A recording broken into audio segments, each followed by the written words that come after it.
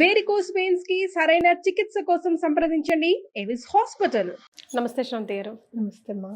శ్రవంతి గారు, ఈ మధ్య సాయిబాబా మీద రకరకాల కాంట్రవర్సీస్ వస్తూ ఉన్నాయి. ఆయన అవధూత కాదు అని చెప్పి, లేదంటే ఫకీర్ని ఇంత పెద్దగా ఎందుకు చూస్తున్నారు అని చెప్పి, ఇన్ని రోజులు లేనిది, ఇన్ని సంవత్సరాలు లేనిది, ఇన్ని జనరేషన్స్ లేనిది ఇప్పుడు సడన్గా అట్లా పోర్ట్రే చేయడాన్ని మీరు ఎలా చూస్తున్నారు? How do you take?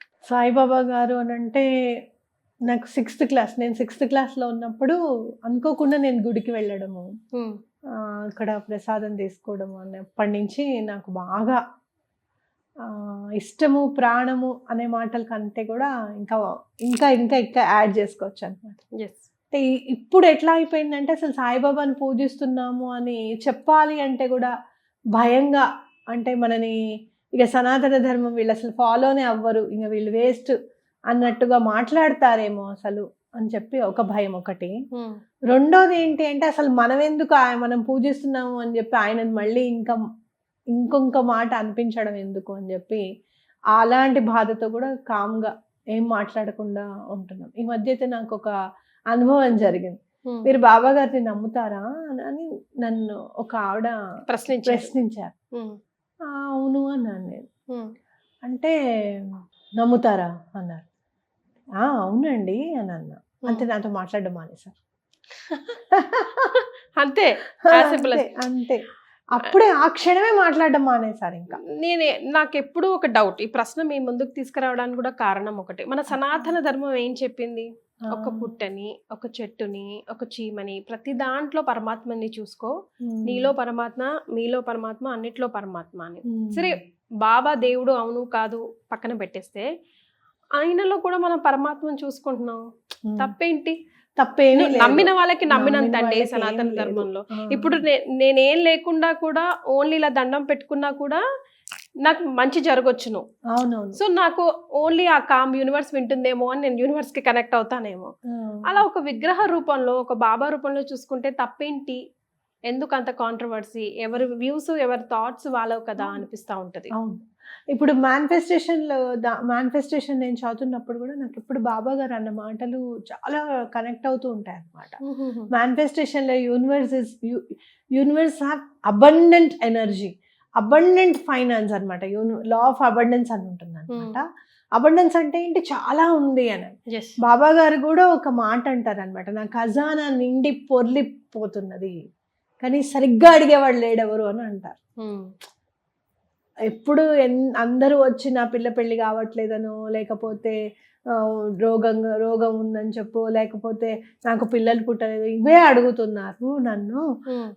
ఉద్ధరించడానికి ఎవరు కూడా, అంటే ఆధ్యాత్మికంగా మేము ఉద్ధరింపబడాలి అని చెప్పి ఎవరు మాట్లాడడం లేదు అని చెప్పి మాట్లాడిన సందర్భం కూడా ఉన్నారని.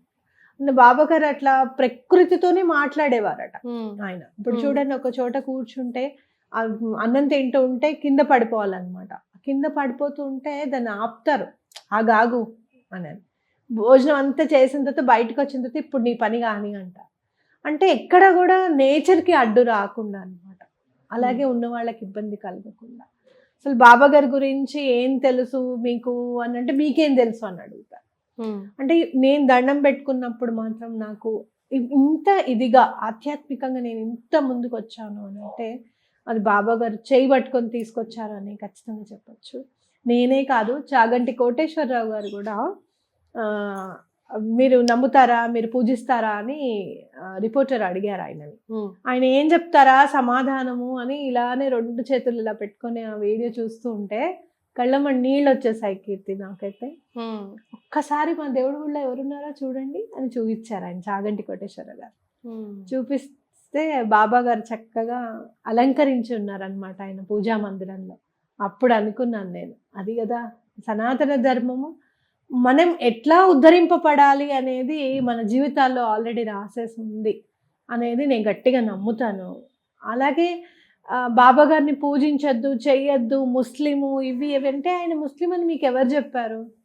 అసలు నాకైతే ఖచ్చితంగా ఆయన పేరు చెప్పి, ఆయన సైఫుద్దీన్, అసలు ఆయన పేరు సైఫుద్దీన్, అది ఇది అని చెప్పి చాలా ప్రామాణికంగా చరిత్ర గురించి చెప్పడానికి కూడా చాలా మంది ఉన్నారు, మిమ్మల్ని గట్టిగా ఒప్పించడానికి. అయితే నేను అంటాను, ఆయన ముస్లిం అయితే ఆయన చెవులు ఎందుకు కుట్టించుకున్నారు, నూనె ఎందుకు స్టార్ట్ చేశారు అనేది నా వాదన అనమాట. అయితే సరే ఇది మిత్తంగా ఒకవేళ ఆయన ముస్లిమే అయ్యారనే అనుకోండి, నేను మామూలుగా దండమే పెట్టుకుంటున్నాను కదా, నా సనాతన ధర్మాన్ని నేనేం వదిలేదు కదా, ఆయన ముస్లిం అని చెప్పి నేనేం మారిపోలేదు కదా, అవునా కాదా? అలాగే మీరు బాబా గారిని పూజించిన తర్వాత ఆటోమేటిక్ గా ఒక అడుగు ముందుకు వెళ్ళిపోయి మీరు దత్తాత్రేయ స్వామి వారి దాంట్లో కలిసిపోతారు. ఇంకా ఇప్పుడు శ్రీపాద శ్రీవల్లభులు, అలాగే నృసింహ సరస్వతి స్వామి వారు ప్రతి నెల వెళ్తాను నేను గాణగాపురంకి. నేను మరి ప్రతి నెల నేను షిరిడీకి వెళ్ళట్లేదు కదా, ప్రతి నెల గాణగాపురంకి వెళ్తాను. అలా అనుకుంటే అసలు ముస్లిము అని మీరు అనుకుంటే అసలు ఒక ముస్లింని ఉద్ధరించారు నృసింహ సరస్వతి స్వామి వారు. దత్తాత్రేయ స్వామి చరిత్రలో చదువుతూ ఉంటే, మీరు గురు చరిత్రలో చదువుతూ ఉంటే బహమనీ సుల్తాన్ని ఉద్ధరించారు ఆయన. అతనికి పుండొచ్చేస్తుంది అనమాట, తొడ మీద పుండొస్తుంది సుల్తాన్. ఎంత ట్రై చేసినా తగ్గదు. అయితే ఒకసారి స్వామివారి దగ్గరికి వచ్చినప్పుడు ఆయన క్రితం జన్మలో శ్రీపాద శ్రీవల్లభులకి బట్టలు తూతాడు అనమాట, చాకలి అతను.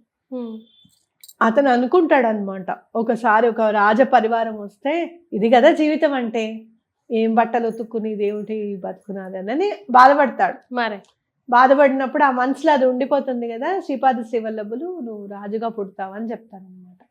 అప్పుడు ఆ క్రితం జన్మది గుర్తుకొచ్చి ఈయనని కలిసిన వెంటనే ఆ వ్రణం తగ్గిపోతుంది, పుండు తగ్గిపోతుంది అనమాట. ఇప్పుడు దత్తాచలం గుడి కూడా మీరు చూస్తే కనుక అక్కడ కూడా అంతే, ముస్లిం అతను వాళ్ళ అమ్మాయికే ఆ ప్రాంతం అంతా కూడా మీరు చూస్తే కనుక బీదర్, గుల్బర్గా ఇదంతా కూడా బహమనీ సుల్తాన్లు పరిపాలించిన ప్రాంతం అనమాట. వాళ్ళ అమ్మాయికి కూడా క్యాన్సర్ ఉంటుంది అనమాట. క్యాన్సర్ ఉంటే ఎలా అని అనుకుంటే నామధార కూడా అక్కడ దత్తాచల క్షేత్రంలో ఆయన తపస్సు చేసుకుంటుంటే ఆయన వచ్చి నా పిల్లని ఆయన నీళ్ళల్లో తేలుతూ ఉంటారనమాట.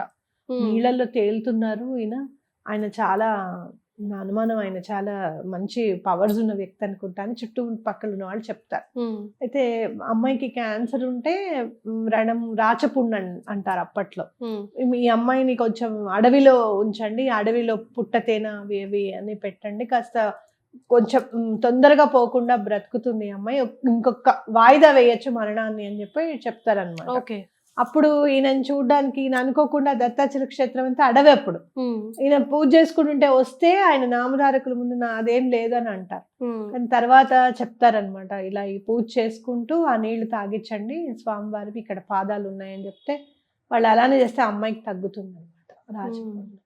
మరి ఆయన కూడా మరి ముస్లిం అతనే కదా, నువ్వు నడు వెళ్ళు అవతలకి అని చెప్పలేదు కదా. భగవంతుడికి లేని భేషజాలు మనకెందుకు, మనం సనాతన ధర్మాన్ని ఫాలో అవుతున్నామా లేదా అనేది ముఖ్యం. అర్థమైందా? అంతేగాని మనం పూజిస్తున్నాం అవధూత సాయిబాబా గారని గట్టిగా నమ్మాలి. అవధూత అంటే అవధులు లేనివారు అవధూతలు అని గుర్తుపెట్టుకోండి. ఎక్కడెక్కడో వాళ్ళు వచ్చి నీమ్ కరోలి బాబా గారి దగ్గరికి వచ్చి వాళ్ళు చూస్తే యాపిల్ కానీ ఫేస్బుక్ నడిపే అతను కానీ నీమ్ కరోలి బాబా గారిని కలిశారు, ఆ తర్వాతనే వాళ్ళు ఇవన్నీ పెట్టారు అని చెప్పి ఈ మధ్య మనం కథనాలు వింటున్నాం. ఎక్కడెక్కడ లేని వాళ్ళు వచ్చి మన అవధూతల్ని దండం పెట్టుకొని వాళ్ళు బాగుపడుతూ ఉంటే మనమేమో ఆయన మీరు గజానన్ మహారాజ్ చూస్తే అసలు ఆశ్చర్యపోతారు. గజానన్ మహారాజ్ రోజు గంజాయి తాగేవారట. మరి అర్థమైందా మీకు? అంటే ఆయన అవధూత గాననా? ఇవన్నీ ఎక్కడ లేని పిచ్చి ప్రామాణికాలన్నీ పిచ్చి వెర్రితలలు వేయడం అనేది చాలా నేను చూసాను. చాలా మంచి పెద్ద స్పిరిచువల్ ఛానల్ ఉన్న ఆయన కూడా బాబా గారి గురించి 10 మాటలు 10 ప్రశ్నలు జవాబులు అని చెప్పి ఆయన వీడియో పెట్టడం, కొన్ని లక్షల మంది ఆ వీడియోని చూడడం అనేది జరిగింది. అయినా సరే ఆయనను కూడా తిడుతూ మళ్ళీ వీడియోస్ చేస్తే మరి ఆయన ఎందుకు మెయిన్ వీడియో డిలీట్ చేశారు. అంటే నేను అనుకున్నాను అనమాట, ఇవన్నీ ఎందుకు, నేను చెప్పి మళ్ళీ ఇంకో 10 మంది చేత తిట్టించడమే బాబా గారిని, తిడితే తిట్టుకున్నారు వాళ్ళ పాపాన వాళ్ళే పోతారులే అని చెప్పి వదిలేశారేమో అని అనిపిస్తుంది.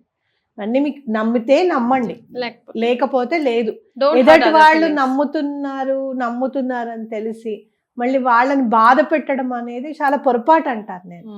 ఇప్పుడు ఎవరైనా ఇప్పుడు అంతే కదా, ఇప్పుడు ఎవరైనా వచ్చి తల్లిదండ్రులు ఉన్నారే అనుకో ఫర్ సపోజ్, ఆ తల్లిదండ్రులు ఏదైనా మిస్టేక్ చేశారు, మీ తల్లిదండ్రులు ఇట్లా చేశారా, ఆ రోజు ఇట్లా ఉందిరా, ఇట్లా ఇలా అని తిడుతూ ఉంటే వాడు ఎంత బాధపడుతూ ఉంటాడు, అవునా కాదు? అలాగే నువ్వు పూజిస్తున్న బాబా గారు ముస్లిం, ఆయన ఎందుకు పూజిస్తున్నావు అంటే నీకెందుకు, నీకు మంచి జరిగిందా లేదా, వాళ్ళు ఆధ్యాత్మిక మార్గంలో ఉన్నారా లేదా అనేది చూడాలి ముందు. సనాతన ధర్మం ఎప్పుడు కూడా కించపరచమని చెప్పలేదు. అలాగే ఇప్పుడు టోపీ అమ్మ గురించి కూడా ఎట్లా నోరస్తే అట్లా మాట్లాడతారు, ఇలా చేస్తున్నారు, వెర్రి వేలం వెర్రేస్తోంది. ఆ మాటలు వింటూ ఉంటే నాకు అనిపిస్తుంది, అంత బాణం వేసి గుచ్చుకునేటట్టు ఎలా మాట్లాడతారు అసలు, అంత అవసరం ఏంటి? సనాతన ధర్మం అదే చెప్పింది, ఒకళ్ళని విమర్శించు, ఒకళ్ళది చెప్పేది తెలుసుకోకుండా మాట్లాడు అని కాదు కదా మనకి చెప్పేది. కాబట్టి మీరు ఎప్పుడు కూడా మీకు నమ్మితే నమ్మండి, లేదు నమ్మే వాళ్ళని వదిలేసేయండి, వాళ్ళు ఏం చేసుకుంటున్నారు అనేది వదిలేసేయండి అంతే. అంతేగాని బాధ పెట్టి మనసుని బాధ పెడితే మాత్రం దానికి చాలా ఎక్కువగా పే చేయాల్సి వస్తుంది మనం. అది మనం గుర్తుపెట్టుకోవాలి ఎప్పుడు కూడా. On this note thank you so much అండి. నమస్కారం.